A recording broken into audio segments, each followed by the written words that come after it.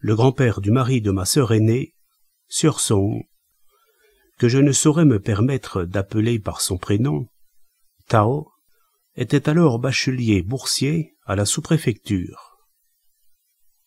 Un jour que, malade, il s'était alité, Song vit venir à lui un planton qui amenait un cheval au front blanc et qui lui annonça, document en main, « Veuillez vous rendre aux épreuves. » Comment? Passer précipitamment l'examen avant que le maître S. littérature, notre inspecteur, nous ait honoré de sa visite?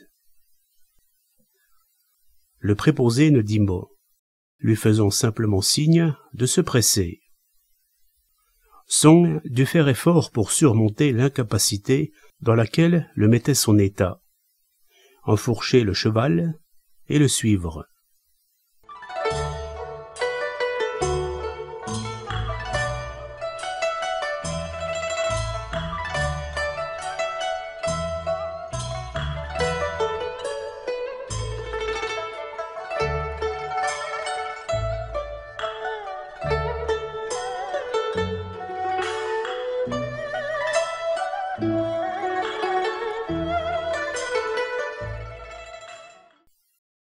La route lui était tout à fait inconnue.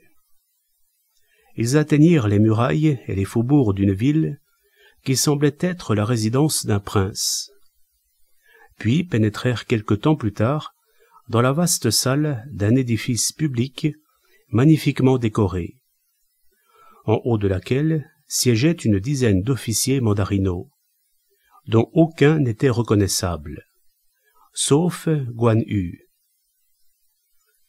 On avait disposé sous l'auvent une paire de petites tables assorties de tabourets. Un bachelier était déjà là, assis au bout. Il prit place tout près de lui, à se toucher les épaules. Il y avait pinceau et feuilles sur chaque guéridon. Peu après, les papiers donnant le sujet tombaient du ciel en voletant. Il vit qu'il s'énonçait en 8 mots. 1, 2, des, homme, avec, intention, sans intention. La composition achevée, ils remirent leur copie en haut de la salle. Dans celle de mon grand-oncle par alliance, figurait ce passage. Faire le bien avec intention ne mérite récompense, quoique cela soit bien. Faire le mal sans intention ne vaut châtiment, bien que ce soit mal. Les divinités se passaient la composition en ne tarissant pas d'éloges. Elles convoquèrent le lauréat pour lui signifier « Il y a un poste de génie tutélaire des murs et fossés vacant au Renan. Vous êtes digne d'en occuper la fonction. » Comprenant enfin ce qui lui arrivait, mon grand-oncle se prosterna en pleurant. Oserais-je m'obstiner à décliner la faveur dont je suis l'indigne bénéficiaire, si je n'avais une vieille mère de 7 décennies sans autre personne qui puisse prendre soin d'elle? Je vous prie de lui laisser les années imparties par le ciel courir jusqu'à leur terme. À cette réserve près, je me tiens à votre disposition. L'un des hauts dignitaires, aux allures de prince ou d'empereur, ordonna sur-le-champ la consultation du registre où figurait la longévité de la mère. Un greffier à longue barbe apporta un registre et, après l'avoir feuilleté, déclara « Il lui reste 9 ans à passer au monde des vivants. » Coupant court à l'hésitation générale, Guan Yu suggéra « Il n'y a aucun inconvénient à charger le bachelier Zhang de la détention du sceau pour un intérim de 9 ans. Sa mutation reste possible. » Puis, il se tourna vers mon grand-oncle.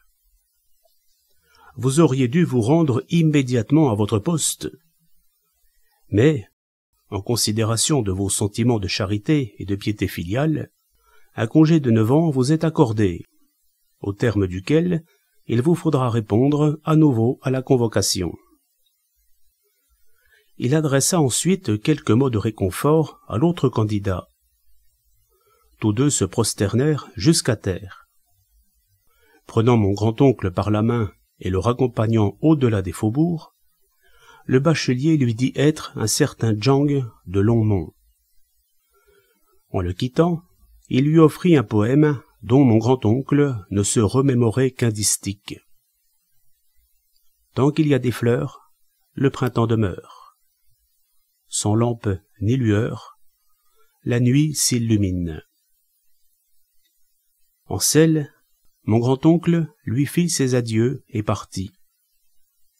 Atteignant son pays, il eut l'impression de s'éveiller au sortir d'un rêve. En fait, il était mort depuis 3 jours.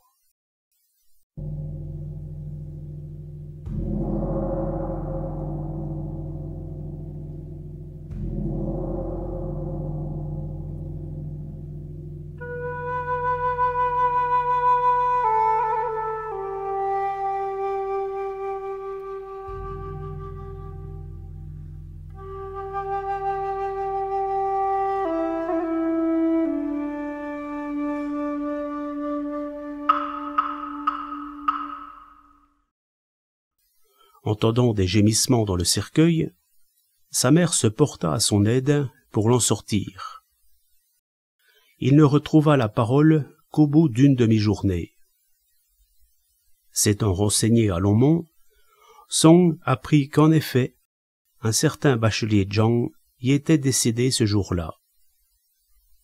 9 ans plus tard, en effet, sa mère trépassait. Après avoir veillé aux funérailles, mon grand-oncle fit ses ablutions, entra dans sa chambre et s'éteignit. Sa belle famille, qui habitait en ville, près de la porte de l'Ouest, le vit soudain passer en grand équipage, chevauchant une monture au poitrail couvert d'ornements ciselés et aux morts décorés de tasseaux vermillons. Il entra dans la salle, salua, et repartit, accompagné d'une imposante escorte de chars et de chevaux. Ignorant qu'il était devenu un dieu, les uns comme les autres, effrayés, se demandaient ce qui s'était passé. Ils coururent aux nouvelles en son village. C'est qu'il n'était plus. Mon grand-oncle avait laissé une petite autobiographie, mais elle a malheureusement disparu à la suite des troubles. Ce récit n'en est qu'un modeste résumé.